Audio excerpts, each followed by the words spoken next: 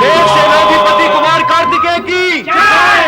विजय शिवपुत्र कुमार कार्तिकेय की जय। महाशक्तिशाली पार्वती नंदन कुमार कार्तिकेय की जय।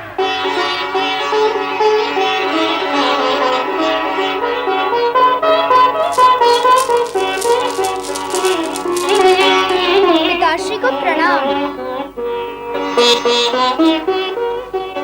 प्रणाम माता।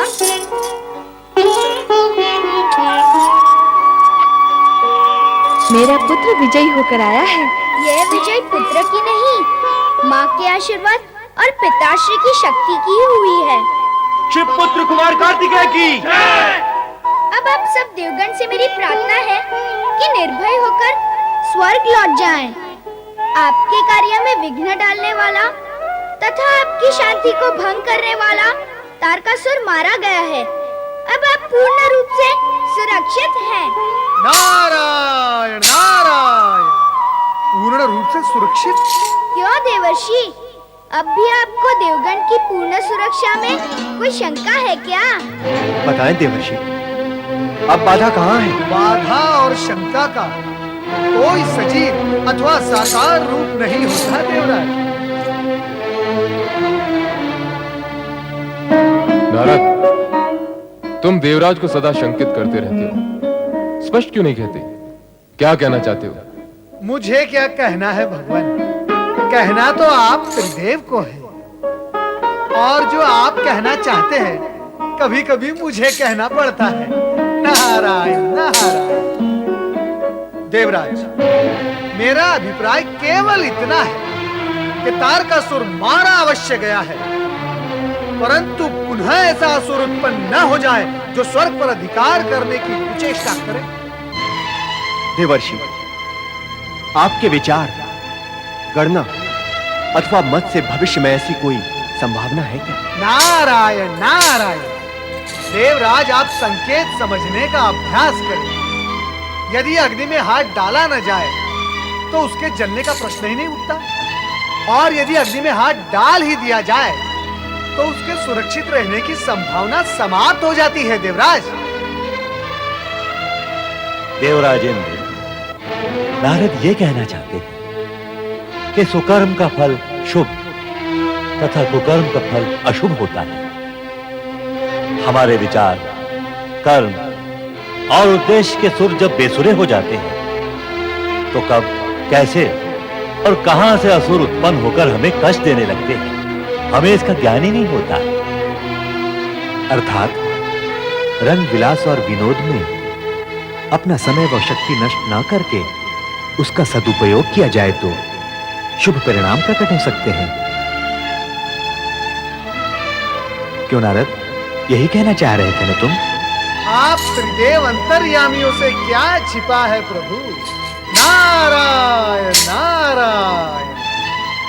यहाँ कैलाश में हर्षोल्लास का वातावरण है, और वहां नक्षत्र लोक में कृतिकाओं की क्या दशा हो रही होगी भोलेनाथ ही जाने। चलकर मुझे उनकी पीड़ा से परिचित होना चाहिए।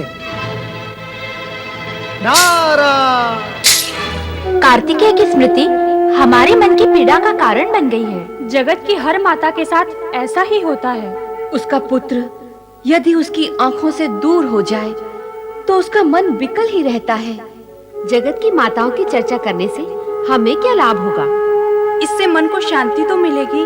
शांति तो तभी मिलेगी जब हम कार्तिकेय को देख पाएंगे। तो उसके लिए नारायण नारायण नारायण, श्रीमन नारायण नारायण नारायण। देवर्षि, आप प्रणाम। कल्याण भव। आप तो नारायण का नाम स्मरण कर अपने मन को शांत कर लेते हैं। हमारे कल्याण का भी तो विचार करें। पुत्र कार्तिकेय के बिना हमारे प्राण निस्तेज हो रहे हैं। देवियों, आपका पुत्र दिन प्रतिदिन तेजस्वी होता जा रहा है और आप निस्तेज हो रही हैं। अर्थात नहीं देवी, यथार्थ कहो यथार्थ। आपके पुत्र कार्तिकेय ने महाबली तारकासुर का वध करके असुर सेना पर विजय प्राप्त कर ली है।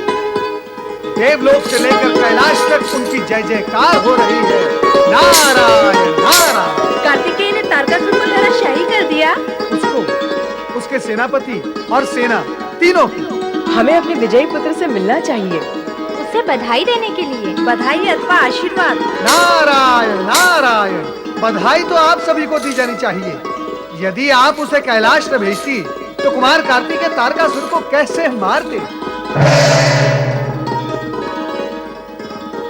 अब हमें अविलंब कैलाश चलना चाहिए। तो विलंब किस लिए? चलो।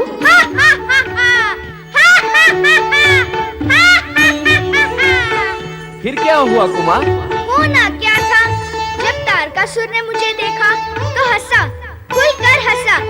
जब मैंने उससे हंसते हुए देखा तो मैं भी हंसने लगा।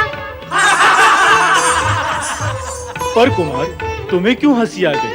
अरे मैं तो तारकासुर से पूछने नहीं गया था ना कि हे तारकासुर, तुझे हंसी क्यों आई? फिर तुम मुझसे क्यों पूछ रहे हो? हंसी का क्या, आ जाती है। उससे आई तो मुझे भी आ गई। देखो देखो, तुम्हें भी हंसी आ गई ना। फिर भी कुमार, तारकासुर के हंसने का कोई कारण तो अवश्य रहा होगा। हाँ हाँ, कारण तो होता ही है। वो मेरे हाथों मारा गया, इसका भी एक कारण तो है ही ना। वह ये समझकर हंसा होगा कि ये छोटा सा नन्हा मुन्ना बालक उस महाकाल से कैसे युद्ध करेगा। पर कुमार, तुमने तो उससे युद्ध भी किया और उसे मारा भी। यह ज्ञान तो तुम्हें है, उससे तो नहीं ना। वो तो मारा गया। उसे क्यों नहीं? जब मरा तो उसे ज्ञान नहीं हुआ। अरे कैसे बालकों जैसी बात करते हो तुम? अरे बालक तो मैं भी हूँ। हाँ, मेरे द्वारा प्रहार किए हुए अस्त्र से वो मरा। जब वो मरा तब उसे ये ज्ञान तो नहीं रहा ना कि वो मर गया है। कैसी दुर्गति हुई उसकी। युद्ध आरंभ हुआ उसकी हंसी से और अंत हुआ उसकी मृत्यु से। अहंकारवश हंसने का परिणाम यही होता है। नारायण नारायण। देवऋषि को प्रणाम। देवऋषि को प्रणाम। कल्याण भव, आयुष्मान भव। आसन ग्रहण करें देवऋषि। नंदी, तुमने अथवा जगत के किसी भी प्राणी ने नारद को कभी किसी आसन पर बैठे हुए देखा है? नंदी, भ्रमण करने का भोग मेरे भाग्य में लिखा हुआ है, मैं क्या करूं? अच्छा आप लोग मुझे ये बताओ कि ये सभा क्यों जुटी हुई है?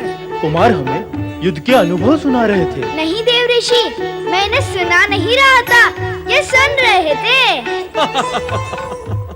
अद्भुत, घोर आश्चर्य। तुम्हारे बिना सुनाए शिवगण सुन रहे थे।